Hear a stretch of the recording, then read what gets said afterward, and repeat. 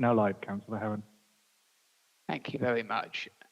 Good afternoon and welcome to the decision days of myself, the Executive Lead Member for Children's Services, as well as the Executive Member for Education. These decision days are being broadcast in one session live on YouTube via the County Council website. I should say at this point that Councillor Forster may be unable to join the meeting today due to not being able to get internet access, and in preparation for this eventuality, I have requested and the leader has agreed to delegate authority to make the decisions within his decision day to me. So when we get to the point that I have completed my decisions, I will check and see if Councillor Forster has arrived. If not, then I will continue into his decision day and take those decisions on his behalf. So with that, going into the agenda for my decision day, deputations, I've been advised that there are none. So the first item on the agenda is the report for the Department for Work and Pensions Household Support Fund, April 23 to March 24. A very welcome report.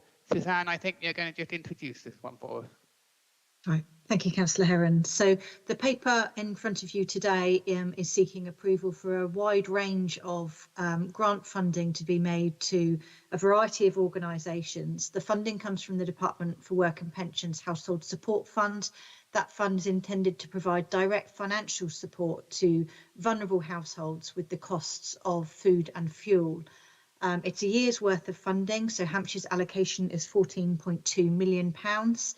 We don't have specific criteria or proportions of funding that need to go to specific groups, but you'll see in the report that we have tried to identify a very broad range of mechanisms of support to ensure that a variety of people, including families with children, pensioners, households that might not be in receipt of other forms of government support, unpaid carers, care leavers, unaccompanied asylum-seeking children, people with disabilities, as well as those who might choose to self-refer for support, can all access that direct financial support.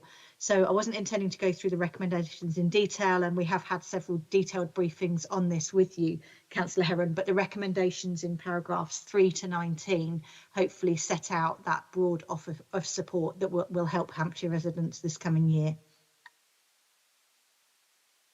Thank you, and I must admit, as looking through it, it was impressive, the range of areas of support that have been identified, and indeed some of the discretionary support that is available in here to allow us to react to specific circumstances. I think, particularly targeting those who aren't in receipt of other support, and I'm sure that the measures and the money set out in this report will be very welcome and will try and relieve some of the pressures on some of our most vulnerable families. I haven't had anyone who indicated they wish to speak on this item, but are there any members present who want to say anything? I'm not seeing anything, so with that I will go to the recommendations, as you said, are set out at 3 to 19 and confirm I'm happy to agree those. Thank you very much for what was a really comprehensive report. Moving on then to the second item on my agenda, which is determination of the post-16 transport policy statement 2023. While I understand that whole statement is actually the key element in here around the contributions, I understand is the only change.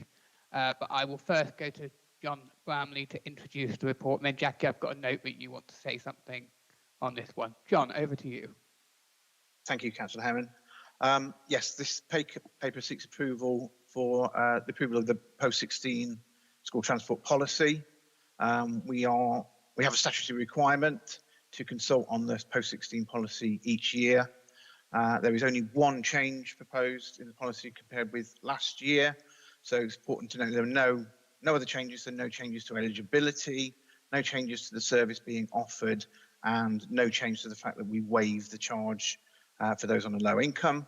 The one change, sorry, is the uplift of the charge, which is in paragraph 3.7 of the report, which lists the previous year's charge and this year's charge and the amount of contribution. It's important to note Hampshire County Council still covers 80% of those charges on average, and we do waive the charges for around 3/4 of families, and really encourage parents to get in touch and let us know, because that waiving of the charge can not only just be on a formula, we do look at individual circumstances. There's a facility for parents to pay termly if that makes it more manageable, and if they don't agree with the decision, there is an appeals process.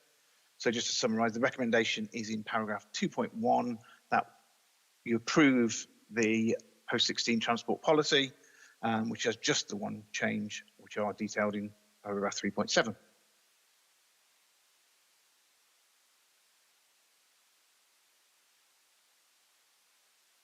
You're on mute, Councillor Heron.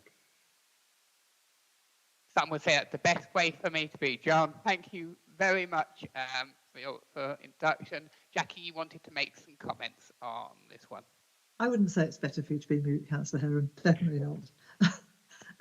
Yeah, I wanted to really acknowledge that, you know, the costs have gone up hugely, and that it's 80% of the cost is covered by the county council, but a 27% increase is a huge amount for a family to stomach, particularly as SEN children often travel much further to school and college than other children do. So the 10 miles, whereas it would be often an exception for a child that didn't have SEND needs, it's quite often the case for a child with SEND needs. So the numbers are massive, and it will, I think, drive more parents to doing it themselves, and that could result in a reduction in their own income.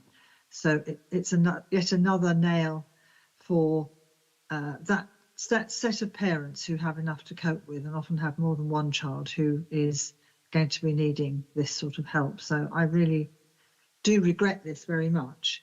I was told at my briefing that, or at our briefing, that this has been the first increase for a while. I appreciate that, but nevertheless, it's a huge jump, and I wonder if this is going to be the way it goes for the next few years, or if this is something that you feel you can hold for the future. My other point about it really is there any commitment to reducing distances to college? I realise that more and more of the colleges are becoming more and more inclusive, and whether we can find colleges closer, I know that we've talked about that before. And the last thing really for me is that the figure of 44 million, we have kept trying to reduce that figure for school transport. It's increasing, and it's still very much over 40 million. 44 million, that's a lot of money. And whether we have considered having our own transport again rather than commissioning it, which I know is a real headache for the team at the county council. I don't know if we're thinking about that at all. The very last thing is, you say that 3/4 don't pay, but what is that in numerical terms? What is a quarter that do pay? Could you tell us that number to the nearest 100? Okay, I'll go to John to just answer any sort of specific questions, and I've got a couple of comments on what you said, although I will say I agree with much of it. So, John, do you want to? In terms of the numbers, don't have exact numbers. I've got somebody kind of looking into that, but there are only a few hundred on transport in total, so it would be between 100 and 200 people, I think, would be affected. It's difficult to say out families, because sometimes, as you say, there's more than one child from a family. Where that is the case, that is where we can apply that discretion and look at individual circumstances. In terms of your final point about have we considered our own transport, nothing's really off the table, but the problem is really with sourcing drivers, and we would probably have that same difficulty as much as the transport operators do. So that's sort of complicated to do, so we'd have to kind of look into that. And then just the reminder of, your points about people on low incomes are well made, and that's why we have that waiver in there, so that most people don't end up paying. Okay, thank you. And I do appreciate it's a difficult one, and transport costs are going up everywhere. Taxi journeys are going up, but it is just those over 10-mile figures are, and over really over anything over 5 miles is a really enormous amount of money.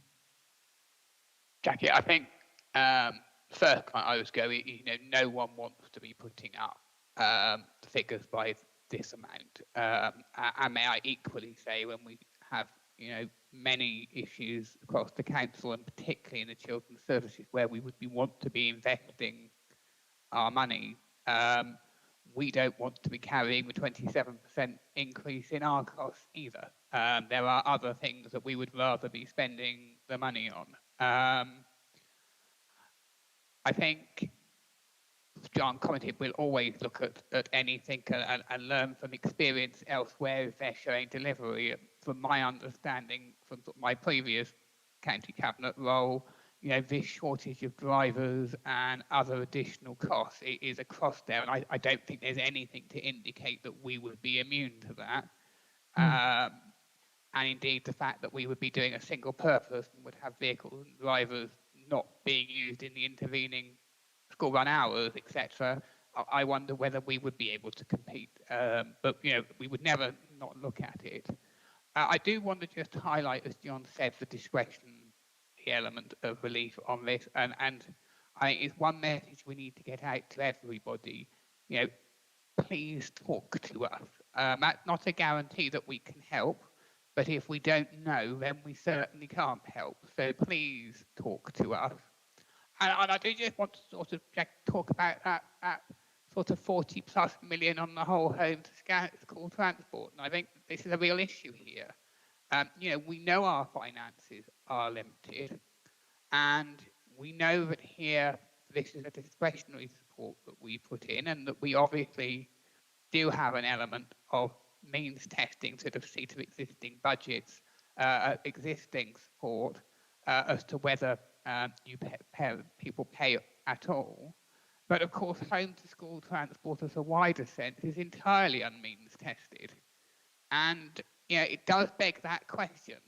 If we have limited budgets, we do have people who perhaps could afford to contribute a little to their home to school transport. I'm not implying we shouldn't have school buses and we shouldn't transport young people, but perhaps they are in a position where they could support the cost and thereby free up more money for us to invest in those who really aren't able to meet the cost. So I think there is a genuine reason here to have a wider discussion about very outdated legislation on the educational authority picking up home to school transport costs, as difficult as such a conversation may be. But with that, Jackie, I've taken your points, and no one wants to put this up, but I think that this is, officers have arrived at the fairest way of meeting an additional cost to all of us. Jackie, you're the only person to indicate, but I know there's other councillors here. Brad, I don't know if anyone else wants to say anything before I get to that. Brad, to you. Thank you, Councillor Heron, and I'd just like to also echo Councillor Porter's very important points there. I'd like to start by quickly saying thank you to John and his team for producing this report, and also to Stuart and other senior officers for giving us a briefing the other day. And I very much empathise with you as the executive member making this decision. And obviously, due to the wider financial situation we find ourselves in, it is very, very difficult. And I'm sure that you yourself, Councillor Heron, wouldn't, in an ideal world, like to see these price rises occurring for families across Hampshire. But alas, given the cost of living crisis so many families with young children are facing, particularly in my division, surely now cannot be the time to add to their financial plates. As Councillor Porter mentioned, a 27% increase in fees will hit so many families so hard that rely on this vital service. And my concerns particularly lie with those families that are just outside of those criteria thresholds and who will be tremendously impacted by this price rise. And I appreciate, given conversations with officers the other day, discretion can be used in individual cases, but I very much worry for the quantity of those cases and the amount of families that could potentially be really negatively impacted by this. And I would urge you today as the executive member to consider those points when making your decision. But thank you for affording me the time to comment. Thank you very much for your comments, and I would say I do share the concern about the increase. I am pleased that we do have that discretion for officers to deal and to waive for charges or to make additional contributions where real hardship is shown. But having said that, I would certainly very much welcome not having to bring in this extra contribution. And if you've got any suggestions as to where you feel some additional funding could be taken out of the Children's Services budget, or what services you think perhaps ought to be of a lower priority to providing additional support as we come into the next budget round, I'm happy to have those conversations. But I think the problem I have is we do have to try and allocate limited resources to ensure that we target that funding at those in the greatest need and those who need the greatest level of support, which is why, again, I'm pleased to see that 3/4 of those that we're providing the post-16 transport won't be impacted. Councillor Custon, I saw you've indicated you have some comments. Yes, thank you, Councillor Heron. I would just like to, basically, I won't go and reiterate everything that Councillor Porter and Councillor Baines have said, because it's pretty much the same, and I think everybody here is obviously not particularly comfortable with the fact that it is such a high increase. But one thing I think that I'd really like to pick up on, and something that Councillor Porter raised about the idea of bringing this back in-house. We know that the commissioning of services is very challenging for Hampshire. And so the idea of actually getting something and maybe having a good look into whether that could actually be more effective, more efficient, and have cost savings for us would be obviously something I think that could be explored. Thank you. As Susan goes to his hand, we'll always look at. The only comment I will make is I am not certain that actually we would be able to provide this at a lower cost. I'd be certainly interested to hear of any other authority that is successfully providing this at a lower cost.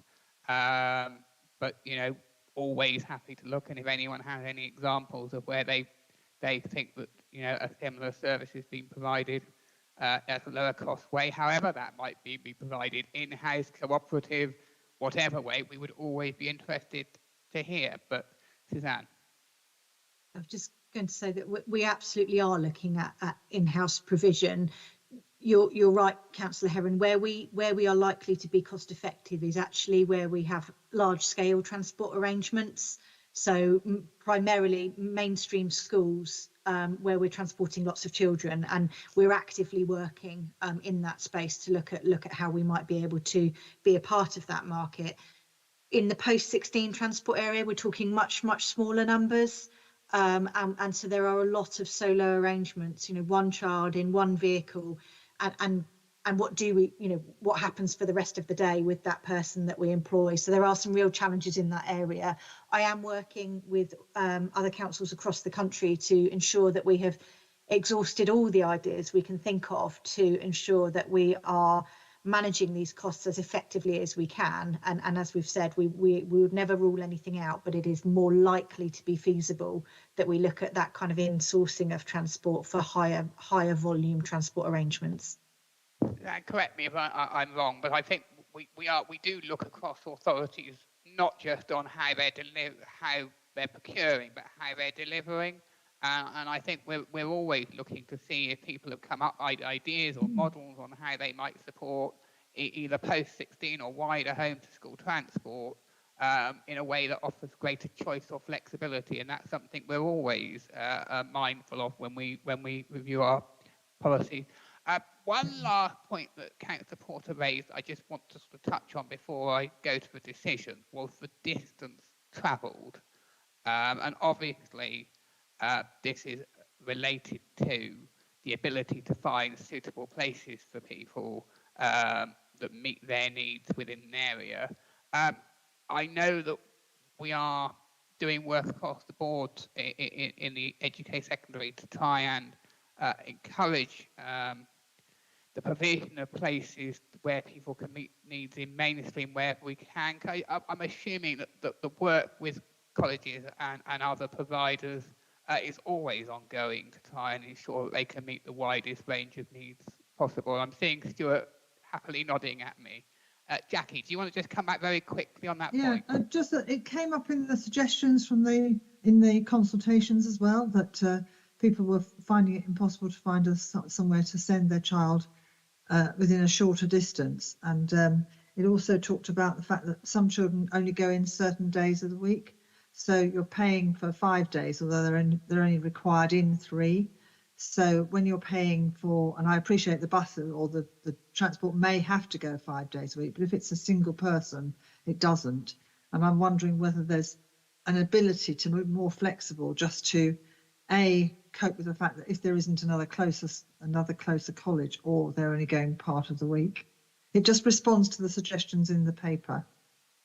So do you want to just say something about the days, if anything, or pick up on that, or and I think the rest of the wider places, I think if perhaps Jack will have to pick up elsewhere, but it is certainly something that's very much on my radar, both in the sense of travel and equally, I think wherever possible, places are better for the young people involved, providing they can appropriately meet their needs. Is there anything you want to add before I go to the recommendations? Just very quickly say, Jackie, we do a range of things to try and optimise the transport that we've got on the road. So we use some fairly sophisticated software, not on its own.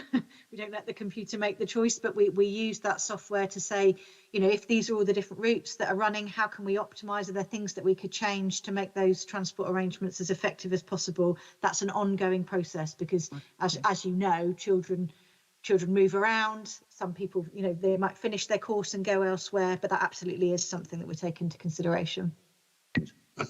Councillor Heron, if I could just add, Pete Colnut and his team work to support schools to make adaptations to buildings to be as inclusive as possible. The SEND Green Paper is driving and promoting inclusivity so that as far as possible, children and young people can stay within mainstream settings. It's not always possible, but insofar as possible, that's the aim and intention of our strategic approach to this. Excellent, thank you. And I just finished by saying I think that is an excellent and the right direction to travel, not only for the children with SEND requirements, where it is appropriate for them, but actually equally for the wider community and to foster inclusivity and understanding. It is definitely a direction that I fully support. So with that, I will go to the recommendation at 2.1 and mindful of all the comments that have been made, but I do feel this is the fairest way that we can allocate scarce resources, so I approve that recommendation. Thank you very much, John and everybody involved. That now concludes the decisions for my decision day. So I'm just going to check whether Councillor Forster has been able to join us. He hasn't been able to, Councillor Heron. Right, well, thank you very much for that. So in line with the decision of the leader to delegate authority for me to take decisions on his decision day in his absence, I will then move on to item 3 on the agenda, which is Sharps Cox Primary. I should have said before that there are no deputations. So, John, I think you're introducing this one for. Thank you. Good afternoon, Councillor Heron and other councillors. Thank you very much for the opportunity to bring these 3 papers forward today. So the first is Sharps Cox Primary School, where the report is seeking spend approval for the project proposals to provide a range of improvements, including small extensions and remodelling of the existing accommodation at a total cost of 1.85 million. The number of pupils attending the school are not planned to increase as a result of these proposals. These proposals are funded from developers' contributions, allowing us to make improvements to the school. The works are anticipated to commence on site during the autumn term of 2023, with completion in the summer term of 2024. The project was identified in the Children's Services Capital Programme approved in January 2023, and the details of the project are as outlined at Chairman's briefing. Recommendation as paragraph 2. Thank you very much. I haven't had anyone indicate that they want to speak on this item. It's fairly straightforward when I'm not seeing anyone indicate. So with that, I will go straight to recommendation 2 and happy to agree that. Thank you very much. And then the next one is Borden Infant and Junior Schools. Anything to add on that one? Thank you. Yes, so this report is seeking spend approval for the project proposals at Borden Infant and Junior Schools. The proposals here will extend the school from 240 pupils to 360 pupils, an additional 1 form of entry across both sites. The proposals include a number of single-storey new build extensions to both schools, along with internal remodelling of the existing accommodation to provide the required accommodation at a total cost of 4.3 million. The works are anticipated also to commence in the autumn term of this year, with some enabling works perhaps over the summer term, and then completing in the summer term of 2024. Again, the proposals were outlined in the Children's Services Capital Programme approved in January, and the recommendation is as paragraph 2. Again, no one has indicated they want to speak on this one. I'm just looking for any hands to go up. I'm not seeing any. Then I am happy to approve the. Councillor Bates. Sorry, Councillor Harron. It's just I think Councillor Tree's been invited to this decision day. I think he wanted to comment on this item. I don't know whether he's present. Just making you aware. That's all. Tree, if you want to say a few words, I'm very happy for you to do so.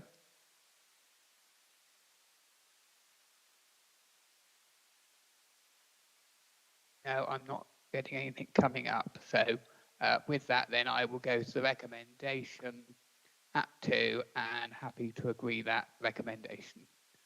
So then we move on to Liphook Junior School. John, back to you. Thank you, Councillor Harron. So the report is seeking spend approval for the project proposals at Liphook Junior School. This is to provide a new standalone single-storey flexible teaching building at a total cost of 1.3 million. Again, the number of pupils attending the school are not planned to increase as a result of these proposals. It's additional accommodation that provide the school flexibility within their site. It's anticipated again that the works will commence on site during the autumn term of 2023 with completion in spring 2024. The project was also identified in the Children's Services Capital Programme approved in January 23, and as outlined at Chairman's briefing, the three detailed proposals are unchanged. The recommendation is as paragraph 2. Thank you. See if anyone, haven't got anyone notified they wish to speak, but do you see if anyone wants to put a hand up? Not seeing anyone, so I'm happy to agree the recommendations at 2. John, thank you very much for presenting those reports. No problem, thank you. Thank you. That will take me on to item 6, which is additional specialist education provision for Hampshire. Councillor Porter, I see you indicated you want to speak on this one, but first I will go on to Sarah to introduce the report, please. Okay. So I'm sorry, I just. Oh, sorry, Natalie, it's you. You're not down who I've got down already. Right, I have Sarah to hand. Should I be asked any questions that I think I'll need her support in answering, but I'm going to introduce the report and start with the recommendations. So the recommendations are that the alterations are agreed, these being an addition of ASC provision at Moorlands Primary School, and at Guillemont Primary School an additional 8 places for autistic young people, and at Wallerstein moving to St Jude's a relocation of 6 pupils with hearing impairments.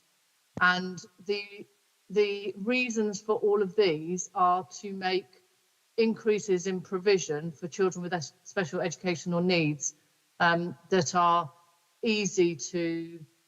very easy ways to increase our stock, really. So I was asked a very good question recently around how it fitted into the overarching strategy, which is coming to you. And the response to that was, it is part of that, but these are things that we need to get on with now. And they are things which will easily increase provision without undue cost. And so overall provide a saving in cost relative to trying to find those children places elsewhere. So the consultations have completed for all three and there have been no objections. So it is felt that they are things that are widely supported. Thank you very much for that introduction. Councillor Porter, you wanted to make some comments on this one. In fact, Natalie has just referred to the question that I've raised, and that's why I asked to speak before I'd had my briefing. We were hoping to see a review of all the special needs provision, the specialist provision at the select committee at sometime this year. And so my surprise is not, I know that we need these places, absolutely need these places, and they're needed now. But I felt that to the public who are reading this, who know that their own child is desperately seeking a place somewhere, may be wondering why on earth these three have been chosen and not where they need provision. And I believe the paper should have something in it, or should have had something in it, that described the general challenge of this and why these three were chosen at this point in time. I think it's difficult for parents to see the bigger picture other than their own child, and I appreciate that. But I think it's our responsibility to try and explain to the parents in these papers the challenge of that. Jackie, thank Yes, you. And I found that really useful feedback, and will ensure that it is incorporated if we have a paper such as this prior to the publication of the broader strategy. Thank you.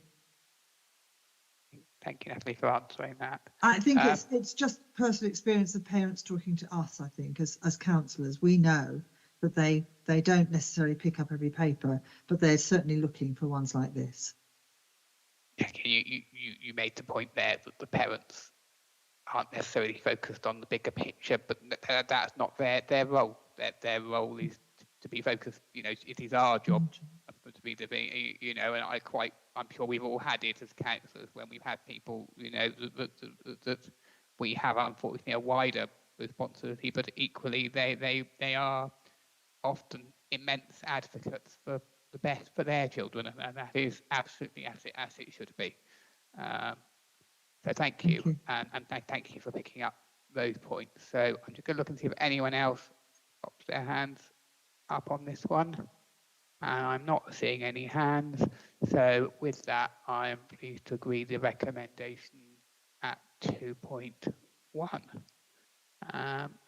Thank you very much. And that concludes both mine and the education, member education decision day. So with that, I will say thank you very much for everyone for joining and for your input, and to all officers who drafted and presented reports. Thank you. Thank you for the papers.